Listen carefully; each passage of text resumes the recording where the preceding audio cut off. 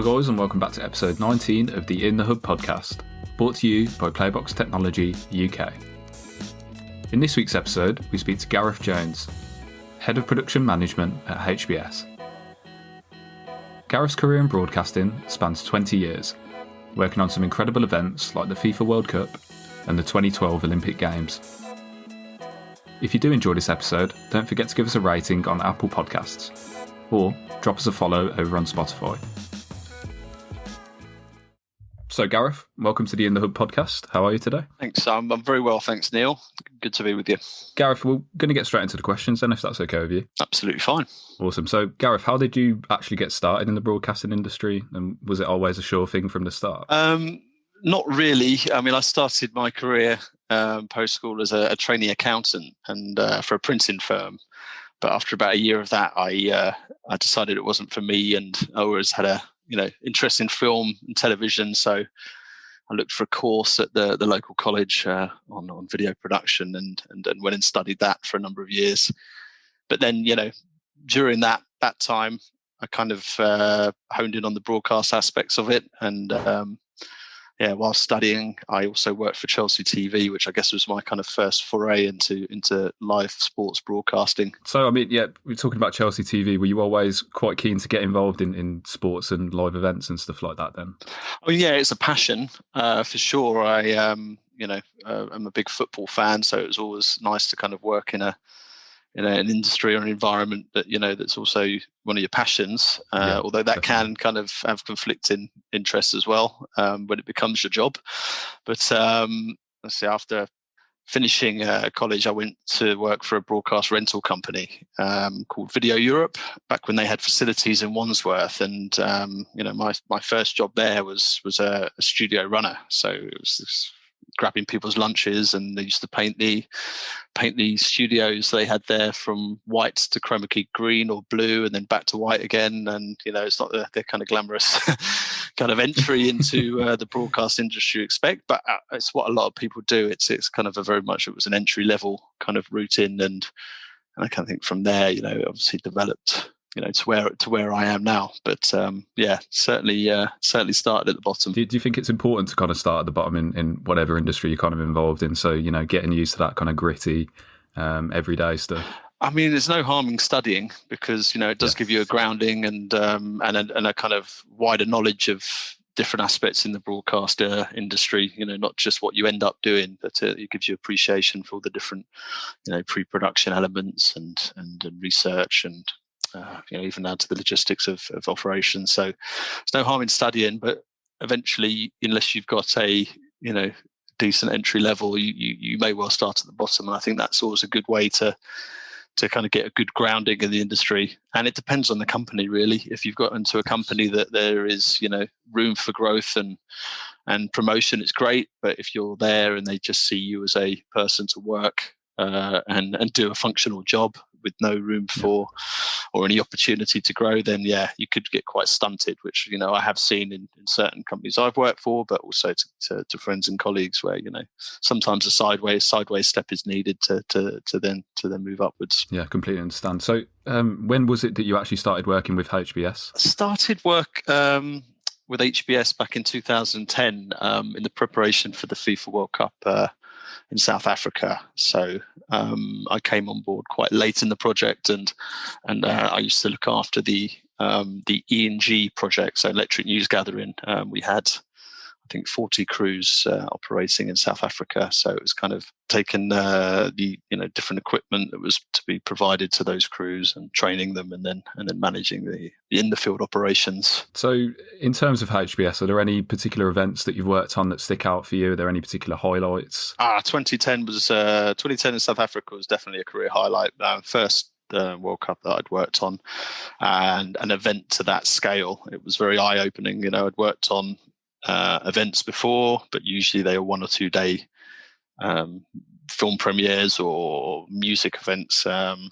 So when you see something that's on the scale of a FIFA World Cup, it kind of blows you away. And to be part of that is, it's an honour. It's very privileged, because obviously, there's a lot of people that kill for that opportunity. So definitely a big highlight. And I think, and again, working for a company like HBS, we were afforded a lot of good and interesting projects. For me, a recent highlight was working on the Rugby World Cup in Japan.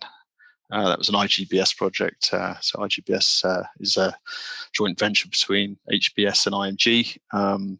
We were the host broadcaster for World Rugby, and I mean that event was fantastic, and it was been recognised with some awards for the coverage, which I'd say is a real testament to the hard work that World Rugby put in, the LOC and the numerous suppliers that were involved. It was a real team effort. I guess just basing off of all of that and the many events that you've had the honour of working on, is there kind of like a single takeaway or piece of advice that you give to someone who's managing these key production aspects of live events? Is there a single most important thing you've learned throughout your career? Or there's a couple, really. I mean, I think communication is clearly key with your client, within the organising committee. And I think everything is kind of achieved through detailed planning, but you've also got to expect the unexpected. Yes, these events, and then very important, and have a solid foundation that can cover when things don't go exactly as you expected or to plan.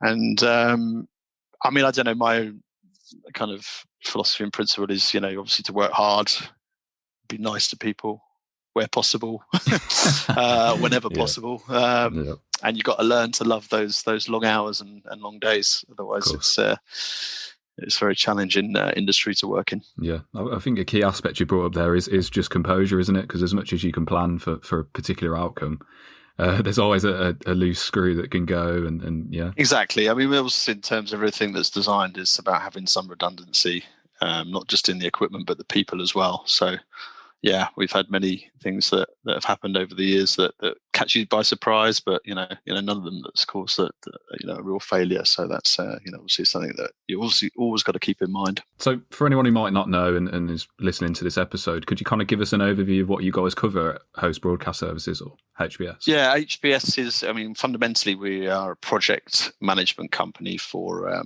that host broadcast major sporting events with the client. We look to define their project, and then from that, we make sure that we design it to the specifications, the latest broadcast technical innovations included wherever they need to be leveraged, and then deliver to that, on spec, on budget, on time. So it's defined, design, deliver is kind of one of the mottos of the company. So we deliver services around the host broadcast that encompass live, non-live production, engineering, venue management, any construction that's needed, whether it's an international broadcast centre or at the venue. So now digital services, and then behind that is a lot of support services, not just to the HB operation in general, but to all the staff that work for us. So logistics, HR, legal, all make up part of the company, and obviously we also, on behalf of the client, look to manage the services for the broadcasters that are needed on these events, and provide them with all the latest information they need to kind of access and carry out those services. Yeah, so the full scope. Yeah. Obviously, we've noticed Broadcast Academy and that as a part of HBS. So could you tell us a little bit more about the Broadcast Academy? Yeah. And what does that programme hope to achieve in the long run? Yeah, sure, no problem. So Broadcast Academy was it was created by HBS to kind of share our knowledge and expertise, and also to try and leave a legacy in the countries where we've worked and operated. So over the years, it's been dedicated to training more seasoned broadcast professionals.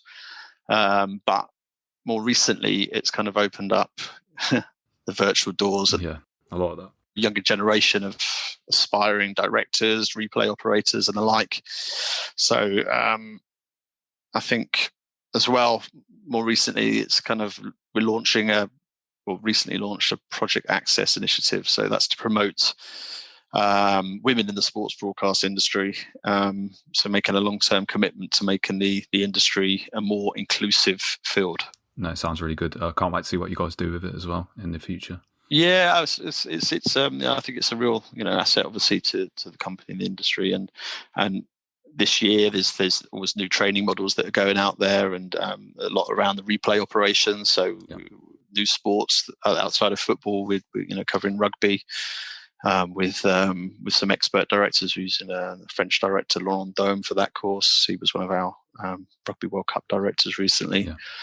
obviously to continue the Project Access initiative to work and include more minorities as well. Yes. No, it sounds like really good stuff. Sounds like a great cause as well. Mm-hmm. Gareth, this is a question we tend to ask at the end of every episode. What do you see as the future for the broadcasting and media industry as a whole? And we usually ask guests to try and keep it to one word, and then obviously expand on this if possible. I think one word would be digital. Yes, 100%. To expand on that, I mean, it's digital platforms that are going to enable direct consumer content, which I think in the way that media is consumed now is going to be very important. And I think trends are going that way, especially obviously since and then perhaps the pandemic has pushed that forward and accelerated it. So I think that is the future. You can't really kind of speak about this without not mentioning remote production in terms of where the industry was looking to develop over the next few years, perhaps with production in HDR, UHD. Perhaps that's actually had to go to one side, although it continues, and the focus, I think, for all of the big broadcasters and technical suppliers has been to accelerate their remote production capabilities. And obviously it's already in motion, but taking football for example, I think with the pandemic we're already seeing that these games are now being covered away from the venue, different roles, even the director, and a lot of the gallery teams are working remotely, and you're then having a team that includes obviously the camera operators and certain amount of technical staff at the venue. But that trend will obviously continue, and we will look to kind of implement that on events where necessary, and obviously where there's still that redundancy to make sure that there's no risk, because obviously everything still needs to be evaluated in a different way. There's things that you can put into practice on site. As soon as you remove it, then you need to know that it's going to work and that the connectivity is going to be safe. So, yeah, slightly expanded answer on what you're answering, but yeah, my one word is digital. But then, yeah, it's clearly I think you've summed it up well there. I think 2020 has been a whirlwind of a year, and obviously now going into 2021, I think digital really does summarise it, to be honest. And for the future as well. Yeah, 100%. So just to end on then, Gareth, are there any exciting projects in the pipeline for HBS that you can talk to us about? See, outside of the larger projects, this year, we had a lot of events that were postponed or cancelled. So some of those have moved into 2021. But one event that was always planned is the Gold Cup, the Football Gold Cup. That's going to happen in the United States this summer. And the other big HBS host broadcast project is going to be Roland Garros. So the French Tennis Open. Yes. Yeah. Later this month. Sorry, not this month. Later this year. I mean, aside from the HBS projects, we're part of the Infront group. So we have a department of Infront Productions, and they have a number of projects that are kicking off this year. There's a remote production of the FIST Championships, and then there's the IIHF Hockey World Championships also in the spring. So yeah, a couple of big ones in there. Well, actually, in the first half of the year, most of this is. So yeah, no, it's good stuff. It's just great to hear. Going to keep us busy. Yeah, it's great to hear that you guys are obviously busy, and that sport's just making a comeback as well. Because 2020 didn't look good at all. Indeed, and I think there's obviously being embedded in the industry, we have colleagues, friends that have not been able to work, and there's been a lot of uncertainty. We've been in a very lucky and privileged position where the longer term projects have certainly enabled us to continue working as normal, but still seeing all of the cancellations and postponements around us, which is obviously going to cause a lot of uncertainty and anxiety in the industry, with the obvious reasons for the revenue that's connected with that. But yeah, it's making a comeback. I think there's ways to do that, and as we discussed with the remote production, and to see it'd be great to see fans back in the stadium as soon as possible. But at least until then, we can hope to get pictures at least of the fans and watching at home. So how can people get in touch with you and HBS if they want to find out more about anything you guys are up to? On social media, there's the Twitter account, which is HBS_tweets. We're on LinkedIn, the HBS website as well. it's a good way to obviously get more detail on what the company does and services we offer. And just to say that, we're always recruiting for projects, long and short-term contracts. So don't hesitate to get in contact. And the email for that is info@hbs.tv. Awesome. Sounds really good, Gareth. So thanks so much for coming on and answering the questions. It's been really insightful. Yeah, it's been a pleasure, Neil. Thanks.